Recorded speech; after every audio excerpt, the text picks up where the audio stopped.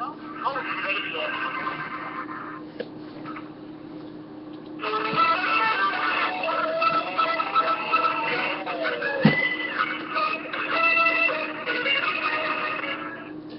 there, Detroit sports fanatics, and welcome to another edition of my Detroit Sports Show right here on blogtalkradio.com, live from the northern outskirts of McBain, Michigan, with yours truly, your host, Taylor Phillips. This is the Pistons edition, and if you have opinions or want to join in on the conversation, you can call in by phone at 646-478-4837. That's 646-478-4837. This show will be 15 to 30 minutes long, as always. And then after the show is all said and done, it'll be archived so you can all listen to it again because it is recorded. Again, the guest phone number is 646-478-4837. You can also post your opinions in comments on my talk show post or on my timeline on my personal Facebook profile, Taylor Phillips, at facebook.com/Phil1DT, on my Detroit Sports page, Taylor Phillips' Detroit Sports page. Like it and become a fan at facebook.com/Taylor's Sports page, and in Taylor Phillips' Detroit Sports group. Join in. And you can follow me on Twitter at DT2Phillips and follow me on Tumblr at DT2Phillips. You can also search me on LinkedIn, YouTube, and Google and stumble upon at Taylor Phillips. I'm simulcasting on YouTube via Google, as I do every time. There's also a chat window on blogtalkradio.com for you to comment your opinions. Before we begin, here are the guidelines for all the listeners of tonight's show. Number one, if you have called in, stay on the line so I can get to you for a talk. If you hang up by mistake, not a big deal. Just redial this number, 646-478-4837, and then stay on the line. Number two, keep it very clean. Number three, treat each other with respect. Number four, if you don't know much about Detroit sports, you can still just listen to my show for education. And number five, only I can change the topic because I'm the host of the show.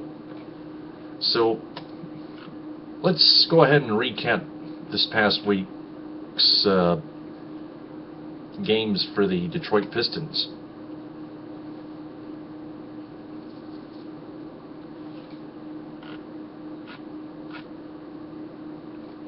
Starting off in Indiana,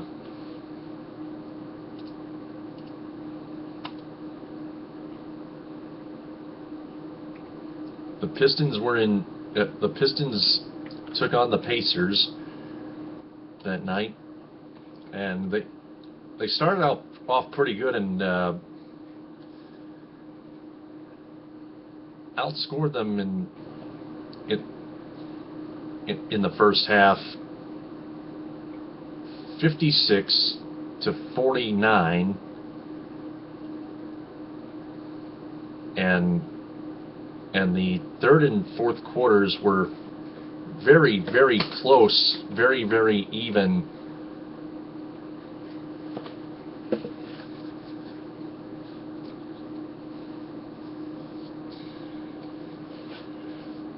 And the total would be the Pistons 101 to the Pacers 96. And the Pacers were undefeated at home going into that one, and the best team in the league. And the Pistons handed the Pacers their first home loss of the season, which is yet another great accomplishment, just like they upset the Heat in Miami a couple weeks before that.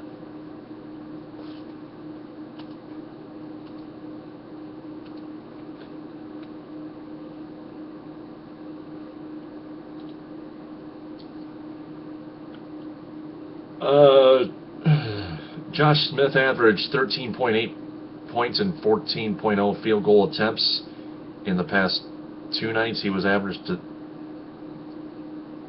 30.5 points and 23 flat shots.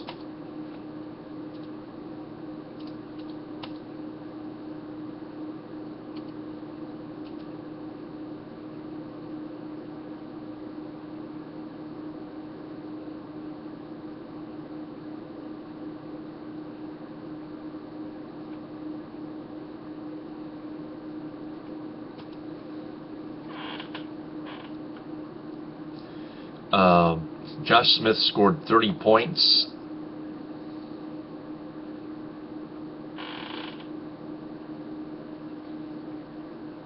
Got I think he got 6 rebounds and 7 assists, if I can recall correctly.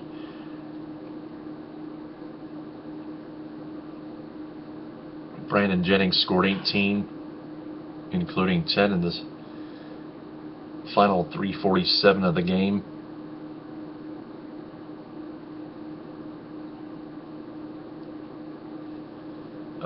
Their free throw shooting, as I had to check in every game, wasn't all that bad. 64.3% compared to Indiana's 74.1. Pistons and Pacers each shot 43.2% exactly, which seems very weird. Pistons shot 35 flat percent. The Pacers shot from behind the 3-point line. The Pacers 35.3%. Still pretty even. About twice as weird.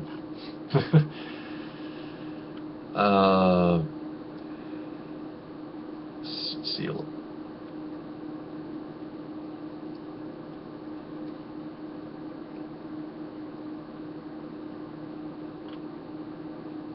Greg Monroe got 12 rebounds. Brandon Jennings had 8 assists. 3 players came up with 2 blocks. Contavious Caldwell-Pope came up with 2 steals.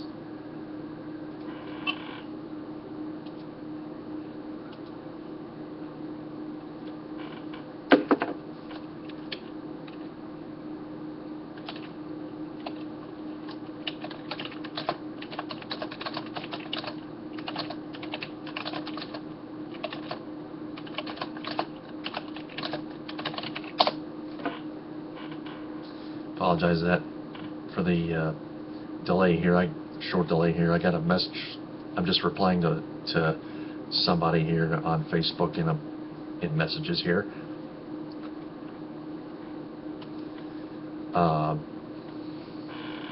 Smith.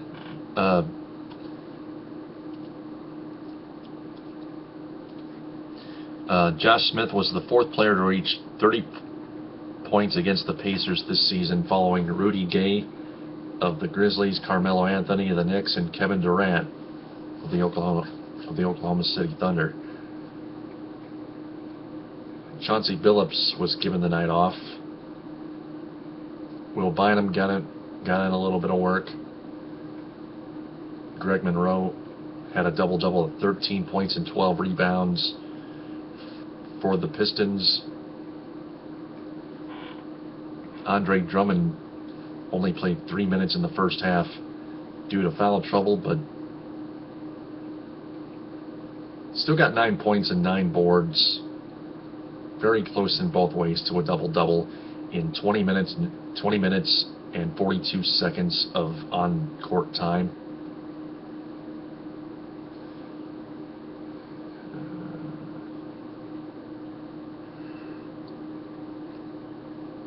Both Brandon Jennings and Contavious Caldwell-Pope combined for 7 for 24 shooting,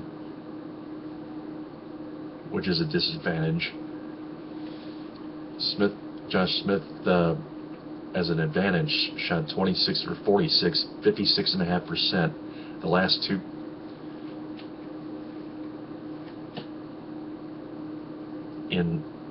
In both the Portland loss and the Indiana win combined.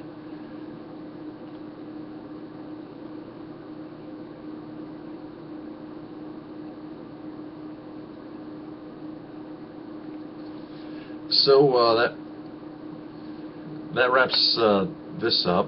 Except Detroit out-rebounded Indiana 55-40 in the entire game. Outscored them in second chance opportunities 22-14 and 44-38 in the lane, in the paint, in other words.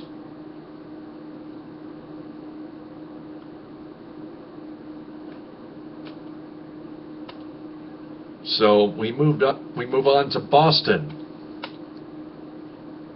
Terrible first quarter with the Celtics leading 42-23. From there, what else can I say? Just a rough start, but the Pistons would outscore the Celtics 29-21 in the second quarter, only to trail the Celtics 63-52 at halftime, and then the Pistons would continue rolling from that in the third quarter, outscoring the Celtics 28-18. But the fourth quarter was pretty much even. Pistons blew a 7-point lead and fell behind with a three from Jared Sullinger for the Celtics,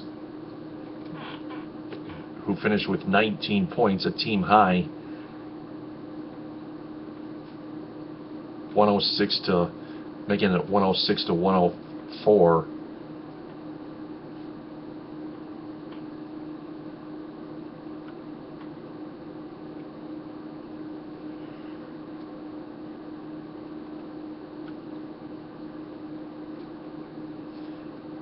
But then Brandon Jennings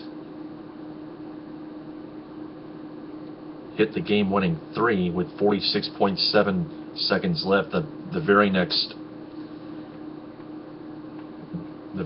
play of the game.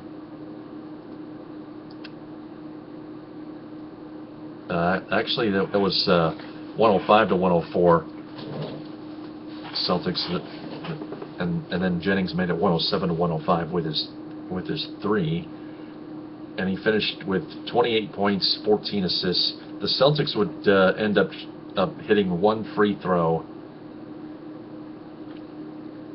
and the Pistons had to use a foul to give, or they coincidentally used up a foul to give, and gave the Celtics another chance, one more chance to win it at the buzzer, but their shot was off the glass and over-targeted.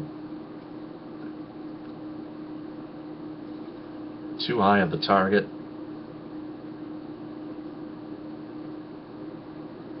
The Pistons would actually hang on to win 107-106, so that's two back-to-back huge wins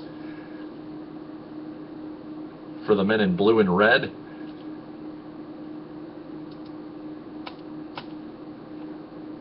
And that's just awesomely huge, guys. What else can I say?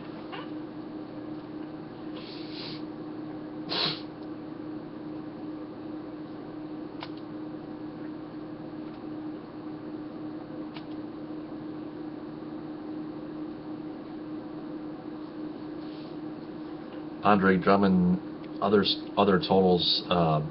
Andre Drummond with 16 rebounds, Brandon Jennings with 14 assists, Josh Smith with 4 steals, finishing 20 points in the game, 12 in the second half.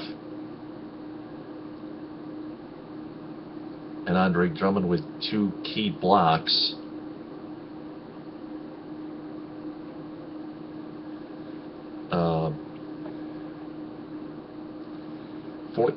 Pistons shoot 46.6% from everywhere in the field, from everywhere on the floor. Celtics 49.4%. Pistons shoot 37 flat percent from three land. Celtics 33.3. Pistons shoot 75 flat percent from the free throw line. There, Celtics 90.9. It's even more impressive in today's world. Normally it would be easier, the easiest shot you'll ever take. Sometimes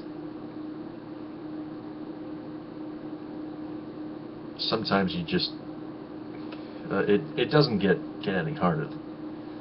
It doesn't get any harder than that. It never gets hard at all. Just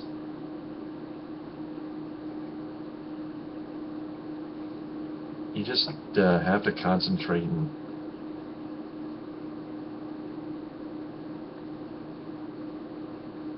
on hitting those free throws, and it's not hard to concentrate either. Just try not to get distracted or think too much. Just let it all hang out.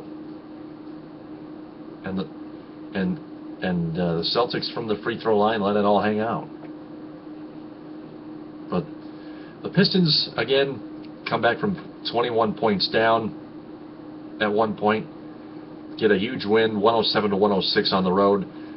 Both those two wins were on the road. Yeah, that's just pretty impressive. Here's the thing that's not impressive, though, as we move on back to the Palace of Auburn Hills, where the Pistons were holding a lead for 3 quarters and most of the fourth quarter until the Bobcats came back and finished the game for them.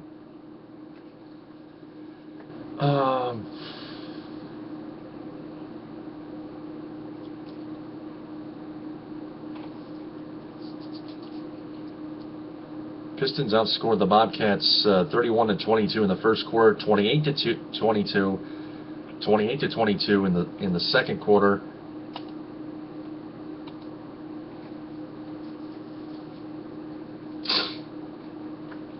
But then the third quarter was pretty much more even as the Bobcats allegedly scored 31 points. The Pistons scored 30. Then in the fourth quarter, the Bobcats outscored the Pistons 41-17 to come back to devastate the Pistons 116-106. And whatever the heck happened there, whatever the heck caused this, I think it's the lack of defense in the third and fourth quarters. The Pistons really should have held the Bobcats under 20 points in both the third and fourth quarter individually. Both the third and fourth quarters individually. And this is the NBA. This is not semi-pro, guys. You cannot afford to run out of gas like that, especially on defense.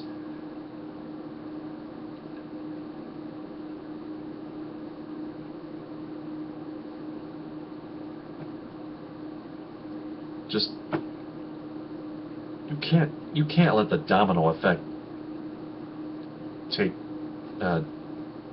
fall into place.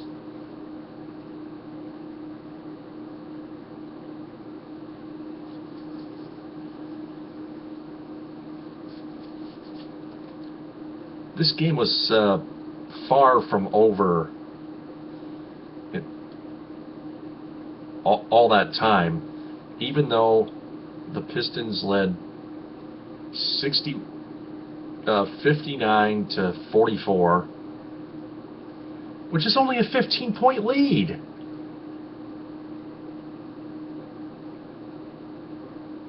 They still led by 14 after 3.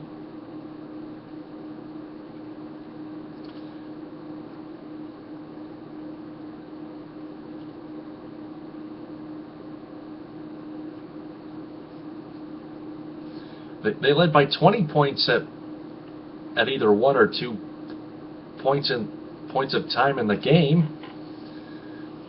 And they became the first team since Orlando in 2001 to lose a game after leading by 20 points following a victory which they trailed by at least 20.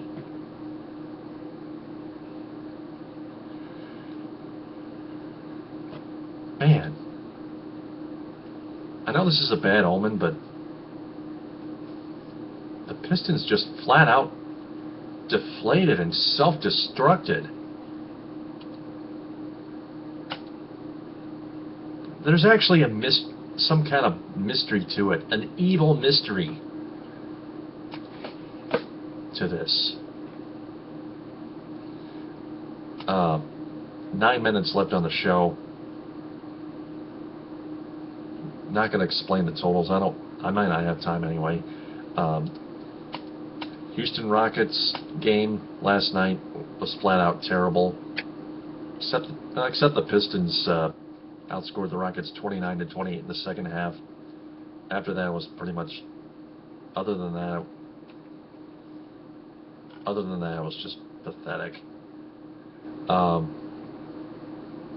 The Pistons shot 8.3% from 3-point range in that game. That was actually 1 for 12, if I may recall.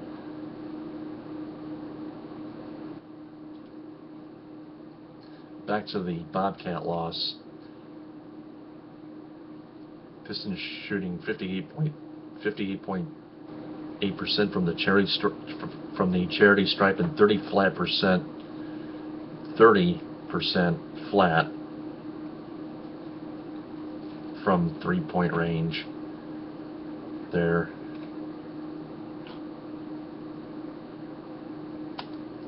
Can't have those offensively. More importantly, you cannot lay off on defense for the last 24 minutes. Because otherwise it's going to come back to haunt you and bite you right in the tail completely. But moving back forward to the Rockets' loss, 61.5% shooting from the free throw line for the Pistons. That's another thing we can't have. That's another number that needs to rise a bit. At least rise way back up.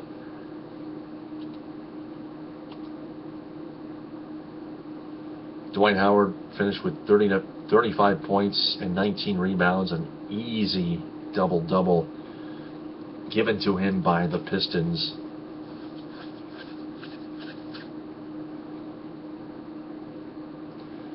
Francisco Garcia, who's another guy who loves to blow kisses at the crowd, really disgusts me as much as Jason Kidd's kiss blowing toward the hoop at the from the free throw line used to disgust me over the years. Garcia cashed in with 16 points and 2 assists.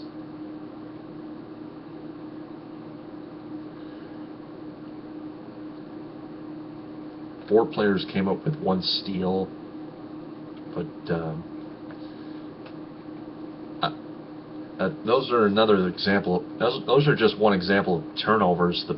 A lot of turnovers the Pistons have committed, whether it's an offensive foul or traveling or double dribbling.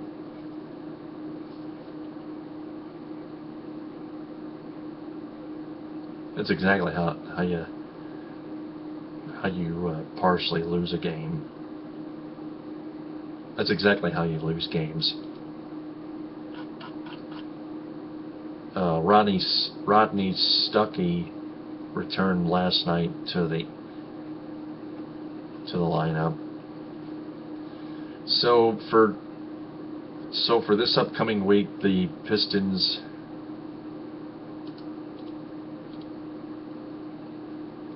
are in Cleveland against the Cavaliers at 7 tomorrow on Fox Sports Detroit. Then they enjoy their Christmas break.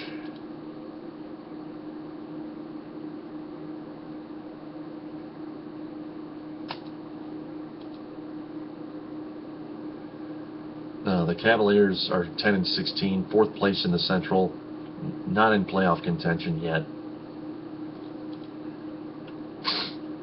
They're off till Friday when they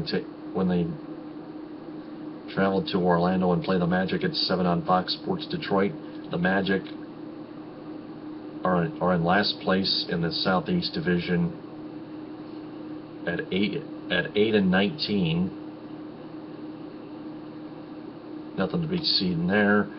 And then Saturday, the Pistons go up to D.C. and play the Washington Wizards at 7 on Fox Sports Detroit. Plus, the Wizards, they're not as bad. They're 12-13, third place in the Southeast Division, fifth place in the fifth place in the Eastern Conference.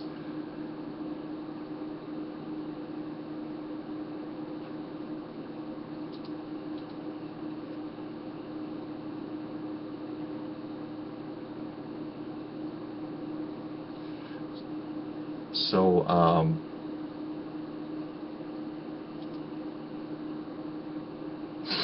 they've got Trevor Ariza, Trevor Booker, Al Harrington, the Wizards do, Nene, Chris Singleton,